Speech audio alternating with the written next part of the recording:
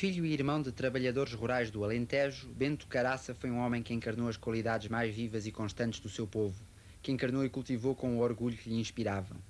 Se não encontrei grandeza humana como a sua, nem aliança mais feliz que houvessem feito sentimentos tão puros e ideias tão claras, devo confessar que foi a coragem da inteligência e da razão que sempre me pareceu o mais marcado traço da sua fisionomia de homem inabalável e pertinaz. São palavras de Manuel Mendes acerca do seu companheiro Bento Jesus Caraça. Gostaria de perguntar ao Dr. José Magalhães Godinho qual o depoimento nos pode prestar acerca dessa personalidade. Bom, falar de Bento Caraça é fazer a história da luta pela liberdade e da resistência à ditadura militar fascista, salazarista, do período que vai do começo da década de 30 até quase ao final da de 40. Já que pode dizer-se que não houve movimento de unidade antifascista e democrata que não contasse com a sua destacada colaboração, a que só a sua morte em 25 de junho de 48 veio pôr termo. A sua ação desenvolveu-se principalmente entre 1940 e 48, mas não pode deixar de referir-se e considerar-se pela enorme influência que representou na divulgação dos ideais democráticos e progressistas a sua atividade na década de 30. A persistência do seu apostolado na Universidade Popular Portuguesa, de que foi a alma e notável impulsionador, as conferências proferidas tanto em Lisboa como em delegações de outras cidades do país, a sua colaboração na Seara Nova, no Diabo e na Liberdade, a sua conduta profissional e social, pelo exemplo que constituíam, tiveram um papel de maior relevância e de extraordinária influência na educação política da sua geração e das que se seguiram. Para os que ingressavam nas universidades, o nome de Caraça significava o de alguém que era portador de uma mensagem que importava ser ouvida e meditada. Depois, a notícia de que numa escola superior havia um professor que não desdenhava de conviver com os seus alunos, com eles trabalhava e os ensinava a trabalhar coletivamente, que os ouvia e lhes falava, criaram-lhe uma nomeada e um respeito tais que o tornaram no exemplo que era preciso apontar, no mestre que era o da verdade, pois não se limitava a ensinar alunos, pois criava discípulos. Caraça, pela serenidade que se conservava inalterável, mesmo quando se discutiam problemas quentes, pela agudeza da sua inteligência, pelo seu ar de bondade e afabilidade, que tinha o seu quê de semelhante com a ideia que se forma dos apóstolos, pelo seu altíssimo valor intelectual, pela sua verticalidade, pelo seu exemplo de tolerância, que não o impedia de ser intransigente nos aspectos e questões fundamentais, quando certo de estar dentro da razão e da verdade, pela sua tenacidade na luta, pela sua fina educação, pelo seu contacto humano, foi sem dúvida, juntamente com essa outra figura ímpar que se chamou Mário de Azevedo Gomes, quem maior influência teve na formação política, social e moral das gerações que despontaram para a cidadania entre 1930 e 1945. Ele era para os da minha geração e para os que se seguiram o mestre que sabia, com palavras simples mas com profundidade, traduzir aquilo que nós sentíamos mas que não sabíamos ainda dizer. Mas, a par do seu labor permanente em prol do esclarecimento político dos portugueses, da sua notável contribuição para ampliar a sua cultura, Caraça foi um homem que se deu totalmente, arriscando tudo, saúde, liberdade, profissão, bem-estar, na luta para o derrubamento do fascismo e pela reconquista da liberdade. Em todos os movimentos de unidade democrática que existiram em Portugal até à sua morte, Caraça não só colaborou, como teve destacadíssimo e primordial papel na sua preparação e orientação. Quero referir tão só os dois mais importantes depois do 28 de maio, o Movimento Nacional de Unidade Antifascista e depois o Movimento de Unidade Democrática. Caraça, desde a primeira hora, em 41-42, tomou parte nas reuniões preparatórias da Constituição do MUNAF. Ao seu espírito de conciliação, ao seu grande tato político, ao seu excepcional trato humano e ao respeito que todos, partidos, grupos ou individualidades lhe votavam, se ficou a dever em grande parte o sucesso dessa iniciativa. E assim foi possível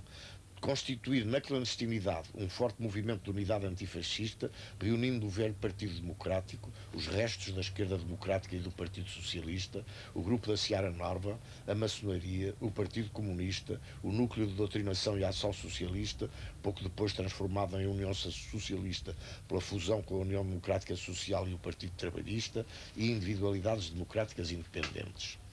Entre fins de 41 até à campanha eleitoral de 49 para a presidência da República, o MUNAF teve importante papel na condução da luta contra a ditadura militar e salazarista, não só procurando desmascarar a natureza fascista do regime em inúmeras publicações clandestinas, como procurando criar grupos civis de resistência, os grupos antifascistas de combate, e tentando criar um aparelho revolucionário que originou as tentativas, infelizmente falhadas, de outubro de 46 e abril de 47. Procurou o MUNAF através do seu Conselho Nacional, a que presidia Norton Matos e a que Caraça pertenceu até à sua morte, e em cujos plenários tinha decisiva influência, mercê do respeito que a todos infundia e do seu inigualável sentido conciliador, derrubar o regime fascista. Foi notável e inexcedível a sua ação para possibilitar o acordo que veio a resultar, o programa de emergência do governo provisório, publicado em agosto de 44 e largamente difundido clandestinamente por todo o país, bem como para a composição desse governo, se a Revolução viesse a sair triunfante, e que seria presidido por Norton de Matos, estando reservada à Caraça a pasta da instrução. Cabe referir e salientar que, para além de uma ação de orientação política e de doutrinação no Conselho Nacional de Unidade Antifascista, Bento Caraça colaborou sem hesitações na organização revolucionária, tendo sido na sala de jantar da sua casa, na Rua Almeida e Sousa, que em princípios de 1944 o general Norton de Matos deu posse à Junta Militar Revolucionária do MUNAF, da qual só hoje sobrevive o capitão Júlio Ribeiro da Costa. E, além disso, deslocou-se a vários pontos da província, designadamente a Coimbra, para a aliciação de elementos militares e sua ligação ao comitê local. A título de curiosidade, anoto que de cerca dos 40 membros que compunham a Comissão Nacional do MUNAF, apenas sobrevivem Álvaro Cunhal, Arnaldo Veiga Pires, Fernando Piteira Santos, Luís Gomes e eu próprio.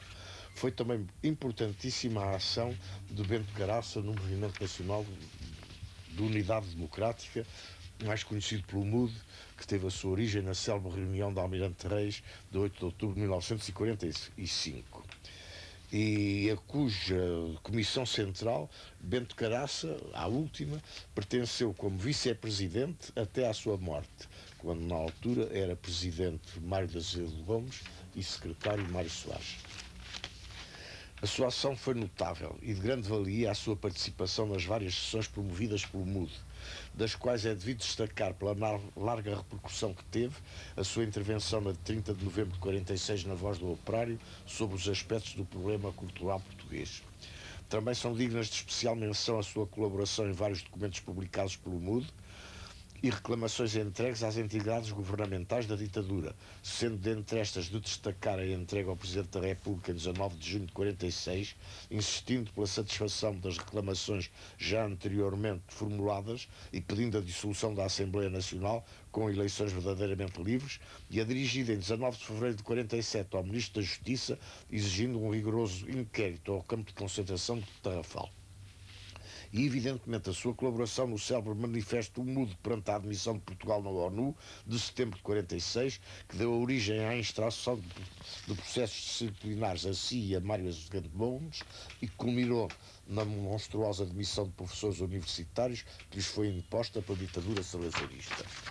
Foram os lutadores da sua sempre, os homens como ele, de um só rosto e de uma só fé. Foi o povo de Portugal quem derrotou o fascismo, pois que antes da derrota material pelas armas, ele estava vencido pela derrota moral que o povo lhe infligira, não se vergando nunca à sua violência, combatendo por todas as formas ao seu alcance, sem desfalecimentos nem medo, com pertinácia e determinação.